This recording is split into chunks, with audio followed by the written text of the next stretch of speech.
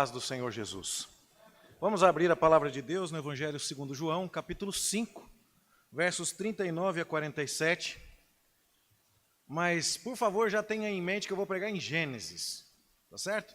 Mas é de propósito mesmo. Por favor, abra em João. João, capítulo 5, de 39 a 47. Vamos fazer essa leitura de maneira alternada. Evangelho segundo João, capítulo 5, versos 39 a 47, leitura alternada. Examinais as Escrituras, porque julgais ter nelas a vida eterna, e são elas mesmas que testificam de mim.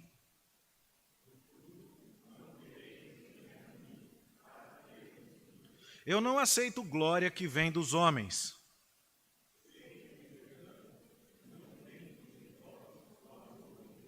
Eu vim em nome de meu Pai e não me recebeis. Se outro vier em seu próprio nome, certamente o recebereis.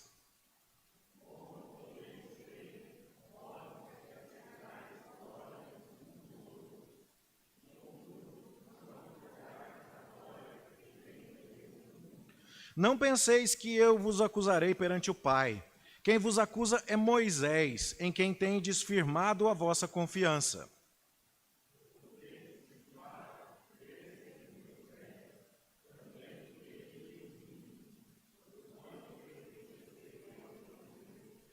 Se, porém, não credes nos seus escritos, como crereis nas minhas palavras? Eu quero destacar com você o verso 46, onde Jesus diz assim: se de fato cresceis em Moisés, também creríeis em mim.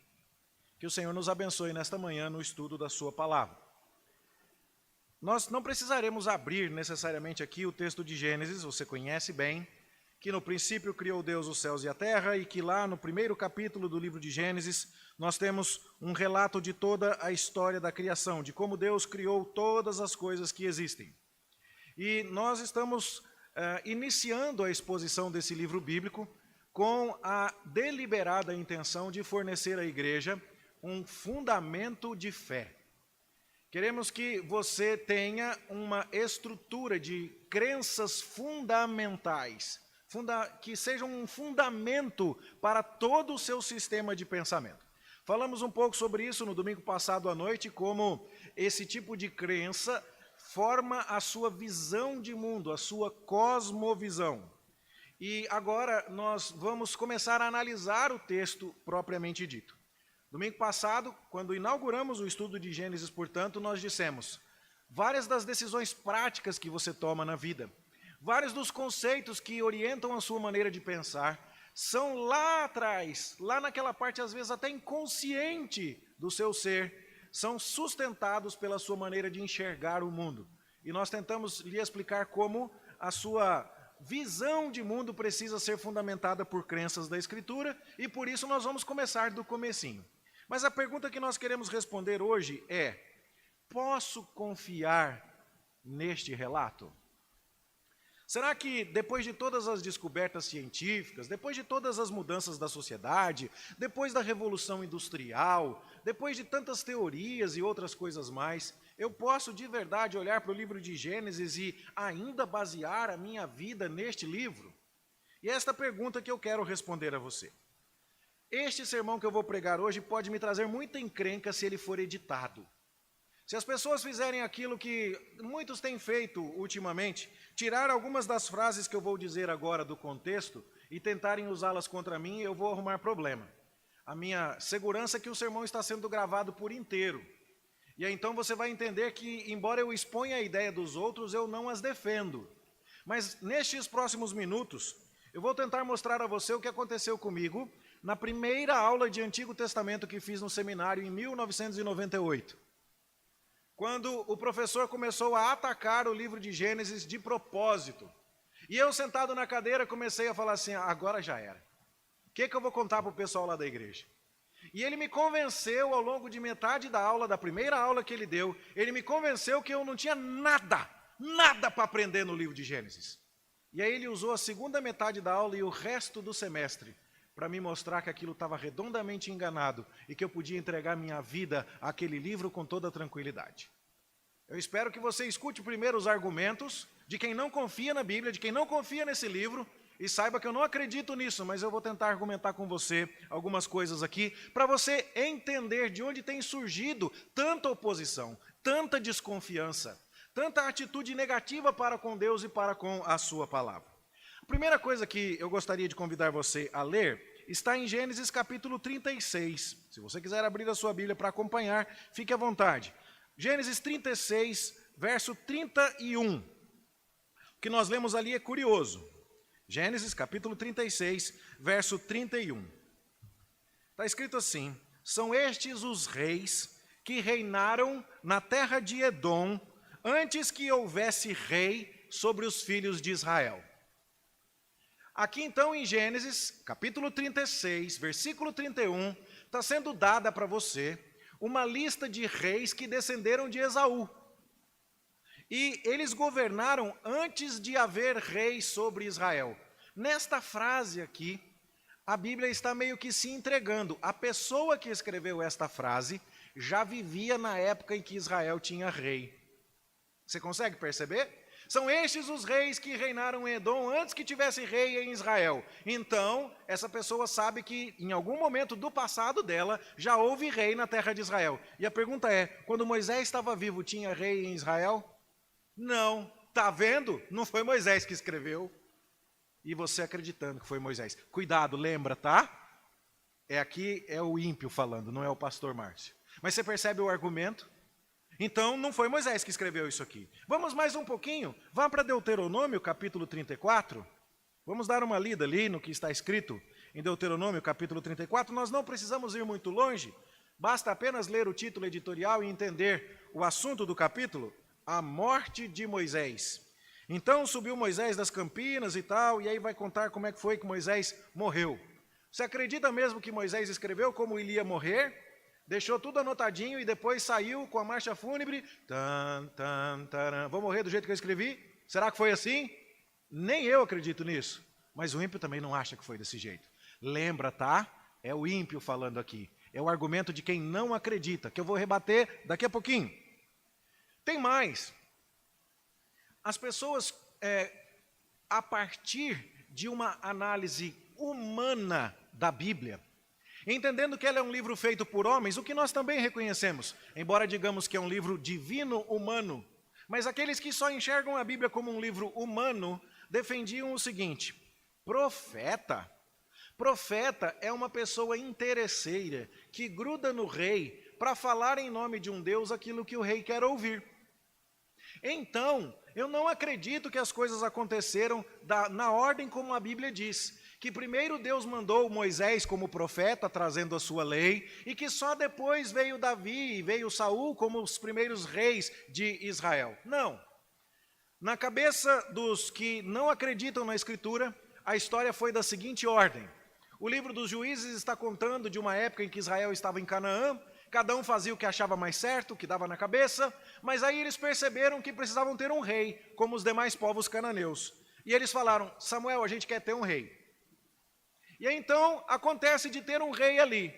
E dali para frente é que começa a ter profetas. Mas profetas que são uma espécie de funcionário público destinado a encher a bola do rei, a dizer: rei, você tem toda a razão. Um episódio da Bíblia que ilustraria isso seria aquele episódio em que Josafá e Acabe se encontram, lá em 1 Reis, capítulo 22. E Acabe é um rei ímpio, e ele quer que Josafá, que é um rei piedoso, saia com ele junto na batalha. E aí, então Acabe está lá: vamos lá, Josafá, venha comigo à batalha. E Josafá fala assim: vamos perguntar para o profeta. E Acabe, que era aquele que patrocinava a idolatria a Baal e tinha seus 400 profetas de Baal, traz os profetas ali. E os profetas dizem: vai, Acabe, Deus vai te dar a vitória. Parecia um coach cheio de energia positiva para cima de Acabe. E aí Josafá pega e pergunta assim: mas não tem nenhum profeta do Senhor que a gente possa perguntar? E Acabe fala assim: tem um aí, mas eu não gosto dele não, ele só fala coisa ruim a meu respeito. Então, na cabeça das pessoas que estudam a Bíblia como um livro humano, era como se os profetas surgissem na mesma ideia desses profetas de Acabe. Rei, o que o senhor gostaria de ouvir? Pode deixar que a gente fala. A gente vai encher a sua bola, a gente vai realmente te dar todo o apoio moral que você precisar. E aí então, isso teria acontecido nesta ordem. Primeiro surgem os reis, depois surgem os profetas, para falarem aquilo que interessa ao rei e aos seus assuntos políticos e de governo. E só depois é que esses profetas que tanto valorizaram o rei e as suas iniciativas, resolveram escrever uma história de Israel e uma história da lei de Israel. Segundo estes críticos liberais, isso teria acontecido na época do rei Josias. Lá em 2 Reis, capítulo 22, você vê a história de que Josias começou a governar muito novo e que lá o sacerdote Ilquias, promovendo uma reforma religiosa, encontrou uns livros no templo. E que Josias pediu que aqueles livros fossem lidos, e eles então perceberam como Judá estava longe dos caminhos de Deus, e eles se voltaram ao Senhor numa grande reforma religiosa. Para quem não acredita na Bíblia, a história não é bem assim. A história é diferente. Primeiro vieram os reis, e aí vieram os profetas para falar o que os reis queriam ouvir, e depois os profetas escreveram alguma base teórica e escreveram a lei para dar uma ideia do que eles poderiam dizer de modo mais autorizado. Existem coisas parecidas assim. Eu não vou me arriscar muito porque temos professores de história me ouvindo aqui, mas por ser casado com uma, eu sei. Indo ao Museu do Ipiranga lá em São Paulo, eu vi um quadro enorme, mais ou menos de 20 metros quadrados pintados. Era do tamanho desta parede aqui, que você pode ver aqui atrás. Gigantesco. E era um quadro sobre a independência do Brasil. E Dom Pedro está montado num cavalo maravilhoso, com um uniforme lindo, com uma espada desembainhada, e o cavalo numa posição de guerra e tudo mais. E o título do quadro tem a ver com a Declaração da Independência. E aquilo está no Museu do Ipiranga, um prédio colossal, magnífico. E aí quando você vai conversar com os professores de história, eles vão te dizer, ó, Dom Pedro não estava com essa roupa chique, o animal dele não era tão bonito assim, o rio do Ipiranga não era lá essas coisas como está no retrato. Isso aí foi uma montagem feita para tentar engrandecer a história do Brasil. E então, na tentativa de recuperar um passado glorioso que não existiu desta mesma maneira, como está retratado aí, se fez o glorioso Museu do Ipiranga e se fez este quadro desta maneira. Para muitos que não acreditam na Bíblia, é isso que teria acontecido. O povo de Israel era como qualquer outro povo. Eles estavam em Canaã como os demais cananeus. Eles quiseram um rei como as demais nações quiseram um rei. E o rei foi colocado, primeiro Saul, depois Davi. E aí os profetas começaram a aparecer como auxiliares do rei, como acontecia em qualquer outra nação. E aí eles começaram a falar com o rei e em algum momento, na época de Josias, eles sentiram a necessidade de ter um fundamento teórico, escriturístico. E aí então eles aparecem com aquilo que se chama hoje de Pentateuco. E dizendo, tá vendo, agora nós temos uma lei. E eles fabricam um passado. Eles escrevem, na verdade, de trás para frente. Seu filho jovem vai ouvir isso na faculdade. Muitos pastores ouviram isso em seminários no Brasil afora. Eu tive o desprazer de visitar igrejas onde ouvi pastores pregando como se essa fosse realmente a origem da Escritura. E esse é um problema. Quando você olha para todas estas coisas, isso parece fazer sentido. Bom, está escrito lá em Gênesis 36 sobre os reis de Edom, antes que houvesse rei em Israel. Parece realmente que o livro de Gênesis é posterior. Está escrito ali sobre a morte de Moisés, e certamente não foi Moisés que escreveu. Parece que faz sentido, do mesmo jeito que o quadro da Independência ou o Museu do Ipiranga são memoriais póstumos destinados a reconstruir um passado glorioso de uma forma que desse sentido à existência nacional. Parece certo que alguém tentasse escrever a Bíblia desta forma e com esta preocupação. Mas eles ainda vão mais longe. Eles chegam a mostrar para nós que na tentativa de construir essa história, as pessoas que escreveram o Pentateuco, que não seriam Moisés, no máximo Moisés teria uma pequena parcela de contribuição aqui, as pessoas, na verdade, fizeram uma costura mal feita. Havia algumas histórias, algumas tradições interessantes, mas eles nem souberam perceber que estavam repetindo essas tradições.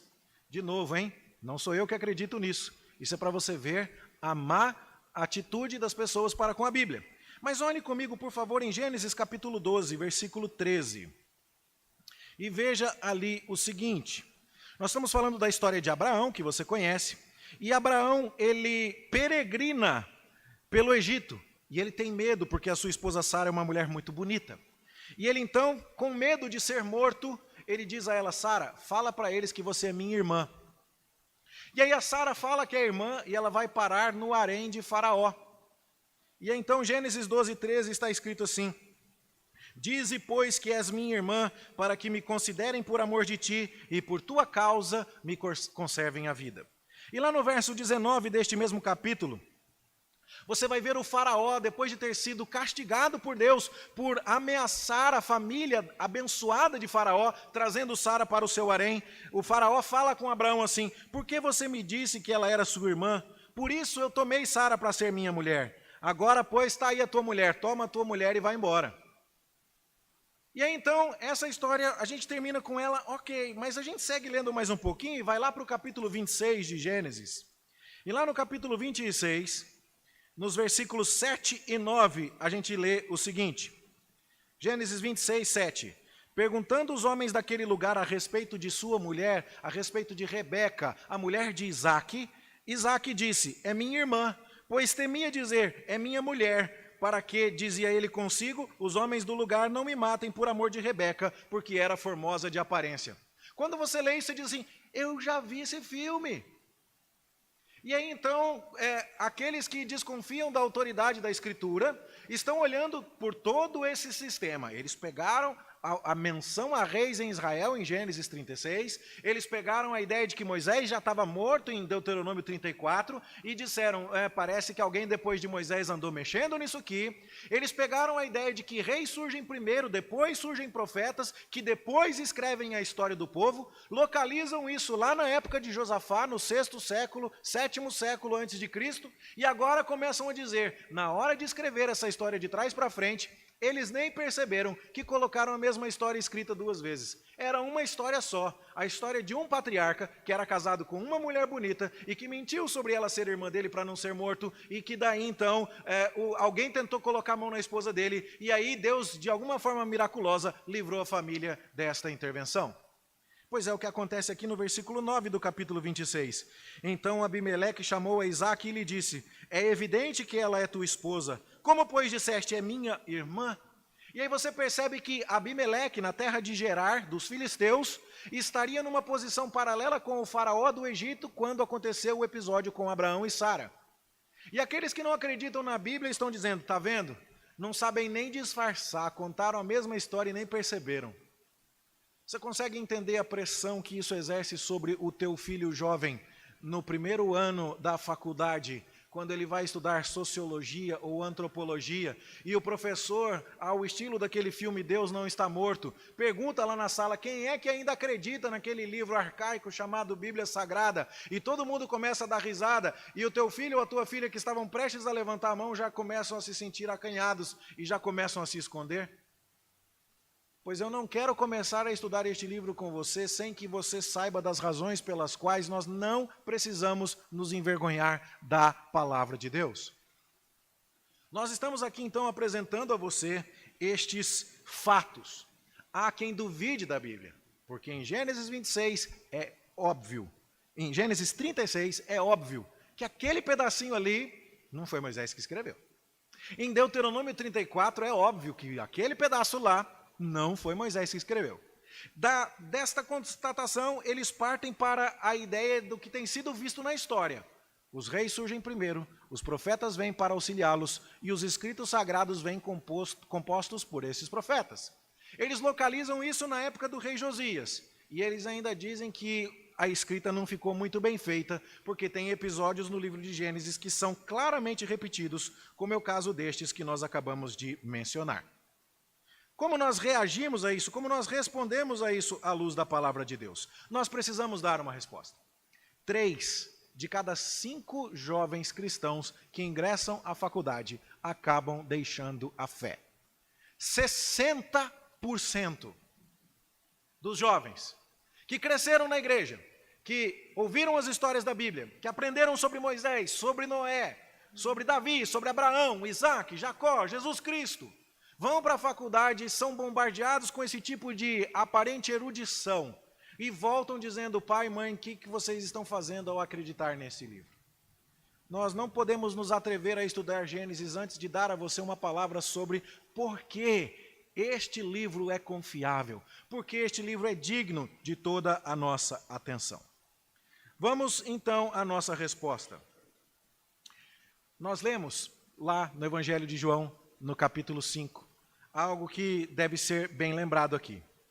Quando Jesus estava falando com aqueles que se lhe opunham, principalmente os fariseus, Jesus está dizendo a eles que aquelas pessoas não o recebiam, porque, na verdade, não criam em Moisés.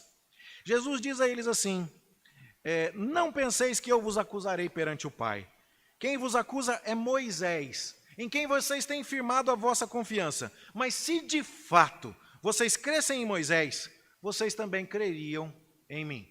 Nós vamos falar um pouco mais sobre isso hoje à noite, sobre como Jesus já está presente desde o primeiro versículo da Bíblia, e como Jesus pode ser encontrado aqui no capítulo 1 de Gênesis, e como isso é mais uma evidência de que este livro é confiável. Mas a questão toda é: não é possível sustentar uma crença em Jesus sem sustentar uma crença em Moisés. Não é possível ficar com o evangelho de que Deus te ama e mandou Jesus para morrer por você, e Jesus é o Filho de Deus, e que Jesus te ama, sem que você creia que foi Moisés que escreveu o Pentateuco. Sabe por quê? Porque por dezenas de vezes, nosso Senhor Jesus disse que foi Moisés quem escreveu isso aqui. Será que Jesus se engana? Porque se Jesus se engana, a gente vai para a próxima pergunta: será que Jesus é Deus? E se a gente responde a essa pergunta de uma outra forma, a gente pergunta: se ele não é Deus, será que ele ressuscitou? E aí então, se ele não ressuscitou, até o apóstolo Paulo já falou: é vã a nossa fé, é vã a nossa pregação. Não é possível dizer que Gênesis não veio da pena de Moisés, dizer que o que está escrito aqui não é a palavra de Deus e a verdade de Deus, e ainda continuar na igreja, e ainda continuar tendo a esperança da vida eterna. E é isso que os jovens percebem com muita rapidez. Eles percebem quase que imediatamente. Bom, se não foi Moisés que escreveu isso aqui, então Jesus se enganou, então para que a igreja? Eu vou embora para casa. Eu vou para o clube no domingo, eu vou fazer outra coisa mais útil da minha vida. E nós estamos aqui exatamente porque acreditamos neste livro palavra por palavra, e acreditamos que veio da pena de Moisés, e acreditamos que se trata do que Deus tem a nos revelar. Bom, vamos passar a responder, portanto, a estas objeções. A primeira delas, lá em Gênesis 36, está escrito dos reis que governaram a terra de Edom antes que houvesse rei em Israel. Bom, sabe o que isso significa? Significa que o livro de Gênesis, escrito por Moisés, passou por muitas mãos até chegar até nós. Mas ao passar por muitas mãos, não significa que ele foi adulterado. Significa que ele foi, em alguns momentos, e nós reconhecemos isso, atualizado. Deixe-me dar um exemplo a você. Imagina que nós estamos contando a história da Igreja Presbiteriana do Jardim América. E aí, então, a gente diz assim: a Igreja Presbiteriana do Jardim América, na rua C-149, organizou-se em 12 de março de 1989. Aí alguém tem que colocar uma nota assim: porém, naquela época, a igreja funcionava lá na Avenida T9. E naquela época, e aí eu já estou falando por conta, porque eu não sei se é assim, a Avenida T9 chamava Avenida Doutor Arnaldo, sei lá, qualquer outra coisa.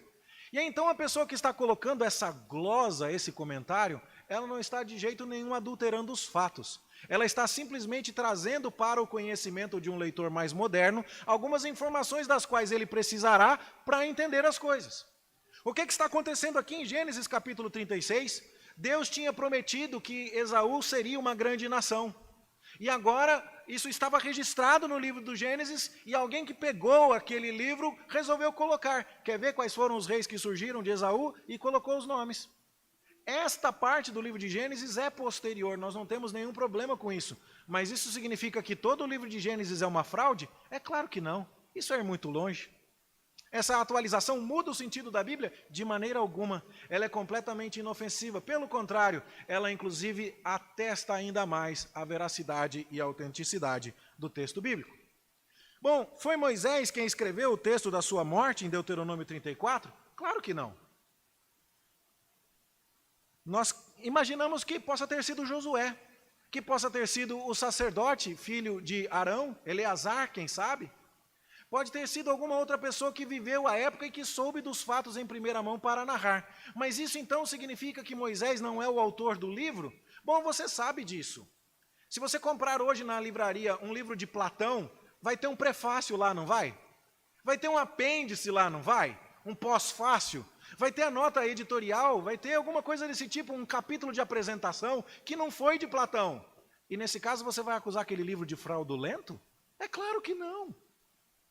Então você percebe claramente a índole perversa daqueles que, com base nesse tipo de coisa, querem negar a autenticidade da palavra de Deus. Aquilo que hoje nós usamos como ABNT, Associação Brasileira das Normas Técnicas, não estava em vigor lá naqueles dias. Quando você diz Moisés é o autor do livro, não é necessário, não preocupa ninguém que se diga do verso tal até o verso tal, com exceção daquele versículo. Não. Moisés é o responsável direto por toda a revelação que este livro engloba. É a sua autoridade como profeta de Deus que chancela aquele livro como um livro inspirado. E isso basta. Assim, já explicamos por que Gênesis 36 traz uma lista de reis, é uma atualização histórica. Já explicamos por que não foi Moisés quem escreveu o assunto da sua morte, mas isso não desautoriza a autoria mosaica do Pentateuco. Mas agora vamos falar um pouco sobre a questão da ordem. Primeiro os reis, depois os profetas e depois a lei. Não, pela Escritura, primeiro veio a lei de Deus, depois os seus profetas e depois vieram os reis. E esta daqui é uma das partes mais prazerosas que temos em rebater. Porque aqui nós nem sequer precisamos da fé e da Escritura para contradizer os críticos. Foram descobertos na cidade de Ratuza, na Turquia, milhares de tabletes de argila em escrita cuneiforme. Hoje eu e você escrevemos no papel, fino, através de letras grafadas com tinta. Naquela época, você tinha que fazer uma forma de barro, uma espécie de tablete de barro. E você escrevia neles com um palito, uma espécie de chave de fenda, a ponta no formato de cunha. E então a escrita era chamada de cuneiforme, porque tinha uma forma de cunha. E ali então foram desenterrados na Turquia milhares de tabletes contendo tratados da época dos hititas. Por volta do século XII, do século XIII a.C., a época do livro de Deuteronômio, a época de Moisés. E lá naqueles tratados, você verificava que o rei hitita, dominando uma nação menor, fazia um pacto com aquela nação. Um pacto de suzerania, um pacto onde ele era soberano e obrigava a nação dominada a servi-lo. E nesse pacto havia uma estrutura extremamente comum. Havia uma descrição da glória do rei hitita, uma descrição dos seus feitos heróicos, da sua autoridade e do seu poder, dos seus atos de benevolência para com a nação conquistada, e na sequência então vinha uma série de estipulações que este rei fazia. Quais eram os deveres dos conquistados para com os hititas? E quais seriam as bênçãos e as benesses que eles receberiam se fossem obedientes a esse pacto? E quais seriam os castigos que eles mereceriam se desonrassem esse pacto? E quando você vai até o livro de Êxodo e vê o que Moisés escreve na forma como Deus se revela ao seu povo, ou você vai ao livro de Deuteronômio e vê como o livro de Deuteronômio está registrado, você percebe que Deus fala com Israel numa linguagem que Israel entenderia. Israel deveria estar acostumado a esse tipo de estrutura de pacto quando Deus fala com eles, exatamente nesses mesmos moldes. Quais são? Eu sou o Senhor teu Deus que te tirou da terra do Egito. A soberania de Deus é declarada e os atos de benevolência de Deus são declarados. O prólogo contratual está estabelecido. Depois vem as regras. Não terás outros deuses diante de mim, não farás para ti imagem de escultura, não tomarás o santo nome do Senhor teu Deus em vão, e aí começam a aparecer as maldições, porque Deus não terá por inocente o que tomar o seu santo nome em vão. Lembra-te do dia de sábado para o santificar, honra teu pai e tua mãe, para que sejas de longa vida na terra que o Senhor teu Deus te dá. Começam a aparecer as promessas para aqueles que obedecem aos mandamentos. E o livro de Deuteronômio segue rigorosamente os padrões dos tratados internacionais de suzerania e vassalagem desencavados na Turquia, na cidade de Ratusa, dos hititas, tratados estes da época de Moisés. E agora a gente pergunta para quem não acredita na Bíblia. Peraí, pessoal. Quer dizer então que enquanto todos esses tabletes estavam enterrados debaixo do solo, que ninguém mais lembrava deles, 8 séculos depois, o rei Josias, quando resolveu inventar essa lei que vocês dizem que ele inventou no mesmo padrão de contrato que era praticado na época de Moisés. O cabra era bom, hein?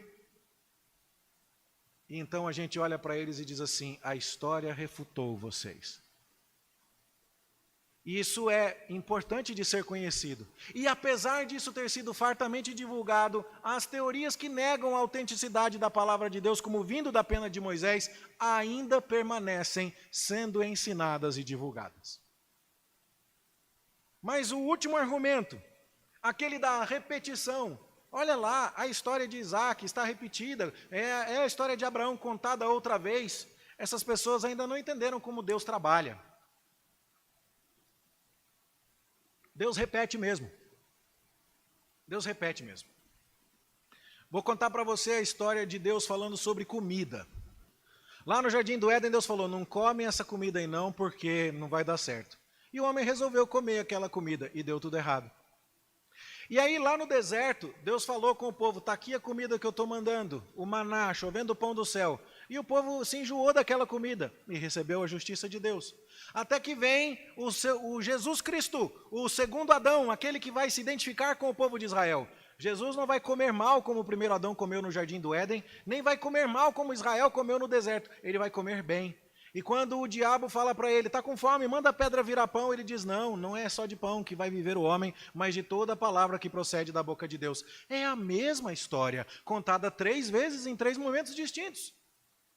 Bom, Deus quis mostrar que era Ele quem ia fazer o povo, o seu povo escolhido. E para deixar claro que era dele que viria a bênção, e não porque aquele povo era extraordinariamente fértil, Deus fez o primeiro descendente sair de Abraão, que era um homem idoso, casado com Sara, que era uma mulher estéril, para nascer Isaac. E aí Isaac casa com Rebeca, e a Rebeca é estéril também. E a Rebeca tem Esaú e Jacó, e o escolhido é Jacó, e Jacó casa com a Raquel, que é estéril também.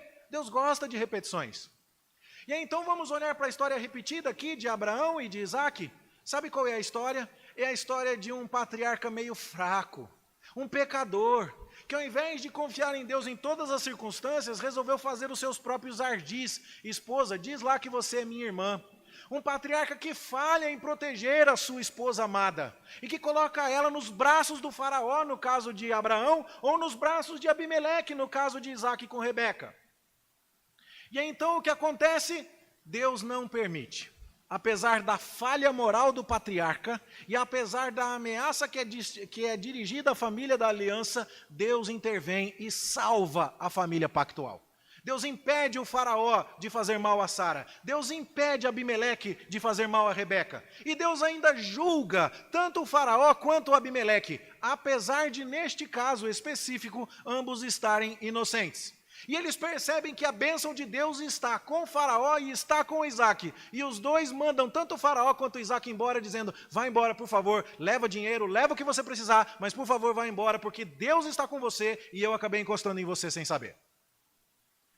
Mas essa não foi a última vez que isso aconteceu. Porque os descendentes de Abraão e de Isaac e de Jacó foram parar no Egito outra vez, por causa de comida. Do mesmo jeito que o Abraão tinha ido peregrinar no Egito pela primeira vez, por causa de comida. E aí, chegando lá, eles foram escravizados e havia, portanto, uma ameaça à continuidade do povo de Deus, do mesmo jeito que o faraó fez quando tomou Sara para o seu harém. E enquanto o faraó tomava Sara de Abraão e ameaçava a continuidade do povo, o outro faraó, nos dias de Moisés, estava jogando os meninos no rio Nilo. E havia um ataque sendo feito ao povo de Deus. E agora o que é que Deus faz? Deus diz: não, esse povo é meu, nesse povo ninguém mexe. E o mesmo Deus que cuidou de Abraão no Egito e cuidou de Isaac em Gerar, vai cuidar do povo de Israel na época de Moisés. E vai mandar as pragas para impedir aquela matança dos meninos hebreus. E esse Deus vai fazer as coisas de tamanha com tamanha glória e poder, que ao final da 10ª praga os egípcios estão assim, vai embora, por favor. E aí Deus fala com eles, peçam ouro para os egípcios, e está todo mundo dando ouro e dizendo, pega o que você quiser, mas vai embora, chega de praga, a gente não aguenta mais. E o que acontece ali? A família que Deus escolheu sai protegida de um ambiente hostil, vingada e vitoriosa, apesar de sua indignidade, porque Deus está despojando os ímpios deste mundo para abençoar o seu povo. Você quer dizer para mim que isso é falta de habilidade redacional de alguém no século VI antes de Cristo, que costurou mal uma única narrativa como se fossem duas, chegando para ele através de tradições diferentes? E você quer dizer para mim que todo mundo naquela época acreditou neste passado fabricado? Perdoe-me. É preciso muito mais fé para achar que esse livro foi inventado desse jeito do que para achar que as coisas aconteceram nessa exata ordem, como a Bíblia sempre afirma que aconteceu. E nossos jovens precisam saber disso. E nós precisamos saber disso. E nós precisamos defender isso. Porque caso contrário a gente está com uma timidez tremenda, olhando para as pessoas e convidando as pessoas a virem até Jesus, mas como se o que nós tivéssemos para apresentar Jesus para elas fosse no máximo uma historinha bem simpática e boazinha de um Deus que resolveu amar você. Mas não é disso que nós estamos falando. Nós estamos falando do Criador dos céus e da terra, do Deus que fez tudo, do Deus que dá propósito a todas as coisas. Daquele de quem derivamos a nossa existência. E um Deus que fala com o ser humano através da sua palavra. É claro que nós não esperamos que essas considerações sejam definitivas para convencer ninguém. A nossa própria declaração de fé, a Confissão de Fé de Westminster, diz que a majestade, a harmonia da Escritura, a sua glória, podem ser percebidas por aqueles que a leem.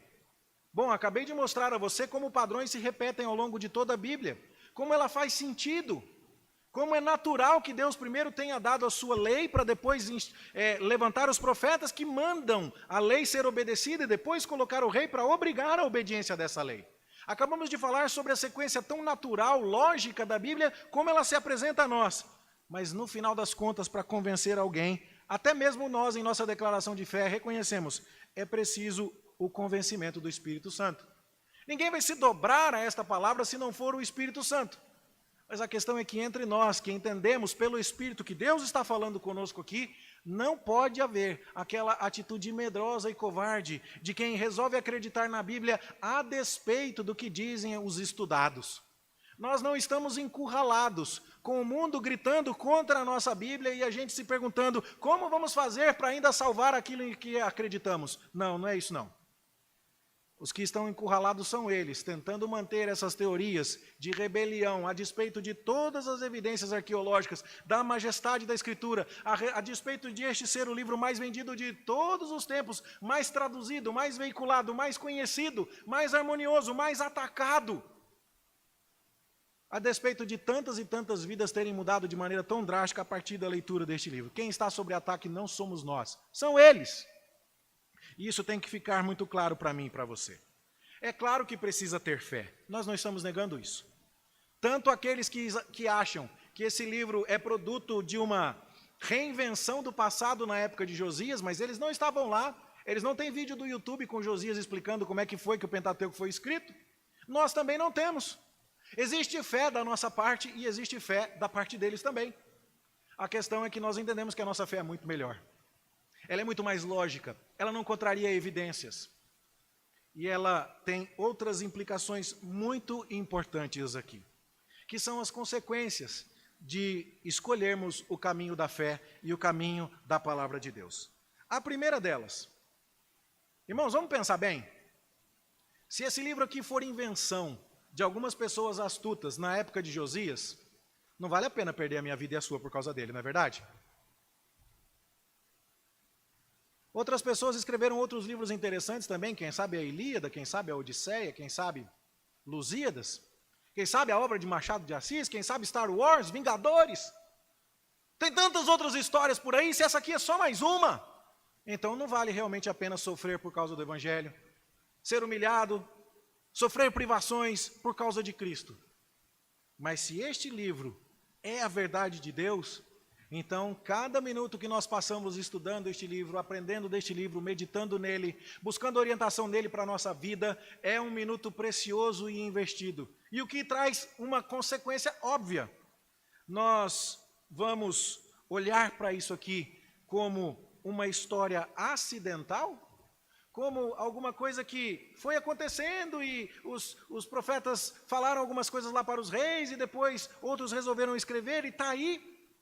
E aí então a gente olha para a história e fala assim, o que eu faço da minha vida? Ah, faz o que você quiser. Lá no passado algumas pessoas acharam que deviam escrever sobre os tempos passados dessa maneira. Escreve a sua história. Ou a gente vai dizer assim, não, existe uma história e ela já foi escrita e ela está caminhando para um lugar e eu a conheço. E isso traz propósito para a minha vida. Descobrir que este livro foi escrito desta maneira para os jovens traz uma consequência natural óbvia, o desespero. Tudo aquilo em que eu baseei a minha vida, tudo aquilo em que eu criei durante a minha infância, durante a minha adolescência ou juventude, é falso. Agora eu preciso de novas razões para viver, de novos ideais para perseguir, e isso tem consequência trágica para muitos deles. Mas quando nós percebemos que tudo isso aqui é verdade, nossa vida tem sentido, ela tem propósito. Nós servimos a um Deus que fala conosco, nós servimos a um Deus que nos revela a verdade, que nos conta o que precisamos saber, que nos mostra o quanto Ele nos ama. E tudo isso é maravilhosamente cheio de significado, é maravilhosamente bênção para o nosso coração. Existe um Deus que fala conosco. A Bíblia não reflete apenas ideias de pessoas desesperadas, em busca de dar algum sentido para a história do seu pequeno país, lá no 6º século antes de Cristo. E aí então, quando a gente olha para esta Bíblia desta maneira, e lembra da nossa cosmovisão, a gente está olhando para o mundo com esperança. A gente está olhando para o mundo e dizendo assim, aqui está escrito que logo no começo, Deus fez um jardim. E Deus colocou o homem nesse jardim e ele se relacionava com este homem de maneira harmoniosa e perfeita. Eu li isso aqui no começo, mas deixa eu ir lá no fim. Lá também está escrito que vai ter um novo céu e uma nova terra e um novo jardim, onde a harmonia que foi perdida por causa da queda foi recuperada. Onde as bênçãos que foram prejudicadas por causa do pecado de Adão estão garantidas por toda a eternidade por causa da obediência do segundo Adão. Eu posso crer nesta história e posso entender a importância deste segundo Adão como Senhor e Rei da minha vida. A implicação é óbvia, nós pulamos do desespero para a fé e para a esperança. Há implicações para o aconselhamento bíblico. Quem sabe você está olhando para a sua vida e dizendo assim, nada mais faz sentido.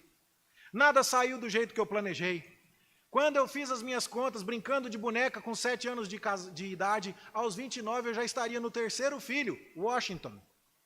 E você tinha até o nome das crianças. E você tinha o bairro onde você queria morar. E você tinha a planta da casa, a cor do azulejo da cozinha. E nada saiu do jeito que você queria. Mas você não está olhando para um mundo que é fruto do acaso. Você está servindo a um Deus que tem tudo sob controle, que falou com você dizendo, eu sei o que eu estou fazendo. Eu estou deixando isso escrito para você. Leia a história do que eu faço e saiba que você tem um lugar nela. Na hora de aconselhar pessoas, na hora de falar contra a ansiedade, contra o desespero, contra o pânico, contra a frustração, contra quaisquer outras coisas, o fato de que cremos nesta palavra absoluta faz toda a diferença. Além disso, isso deveria impactar também a nossa dedicação ao estudo.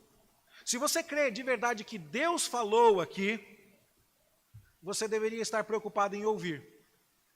Já aconteceu com você de estar numa reunião e aí você recebe um áudio da sua esposa e você não pode ouvir o áudio naquele momento, mas está escrito embaixo com letras assim, ouça logo, assim que puder, urgente. Já experimentou aquela palpitação assim de falar, eu tenho que escutar logo, senão quando eu chegar em casa. Vai que é uma coisa importante, pois deixe-me dizer, o Deus Criador dos céus e da terra mandou uma mensagem para você. E ela tem 66 livros. Você já leu? Você está interessado em estudar esse livro? Esse livro tira você da cama para ouvir a palavra de Deus no domingo pela manhã? Que bom que você está aqui. Mas isso também tem implicações para nós. É a palavra de Deus, então vamos estudá-la. E por fim, se é a palavra de Deus, para que ter vergonha? Foi Deus que falou, deixa que Deus se defende sozinho. Deixa com Deus. Uma das coisas interessantes de verificar é o desespero, é a falta de propósito da vida de pessoas que não têm como olhar para o futuro. Vá ao cemitério, num dia em que haja muitos sepultamentos agendados, um próximo do outro. Você vai, por exemplo, lá e na sala de velório número 1 tem alguém, na 2, na 3, na 4, até a sala 10 tem gente. E você não sabe onde é que está o irmão da igreja, o seu irmão de fé, aquele irmão que confiou em Jesus a vida inteira, que viveu uma vida de serviço ao Senhor, que estudou a palavra de Deus, que congregou, que cantou no coral, que serviu ao Senhor com alegria. Você não sabe qual é. Sabe como é que você localiza ele? Pelo som. Vai ter um monte de gente chorando desesperado em muitos outros lugares. Mas o lugar onde você estiver ouvindo um canto de esperança, e pessoas dizendo com Jesus a morada feliz, e gente cantando dizendo até daqui a pouco, irmão, a gente vai se encontrar, pessoas que encontraram um propósito para a vida, é lá que vai estar a diferença que este livro faz. Irmãos, nós não podemos estudar Gênesis encurralados, acuados, com medo, tendo vergonha de dizer assim, nessa época, pleno século 21, eu tenho que dizer um negócio para vocês, Deus mandou Noé fazer um barquinho, passar piche, botou os bichos tudo lá dentro. Eu creio em cada vírgula desta palavra. Eu creio que foram em 6 dias que Deus construiu o mundo inteiro, e eu espero mostrar isso a você, para que paremos de nos envergonhar da revelação do Senhor, e comecemos a olhar para isso dizendo, eu tenho esperança, eu acredito em algo que vale a pena, e eu vou firmar a minha vida nestes valores. Não dá para começar a estudar o livro de Gênesis sem dar a você esta palavra. E eu espero que isto ajude você a ter um coração solidificado nesta certeza bendita. Que o Senhor nos abençoe, em nome de Jesus. Amém.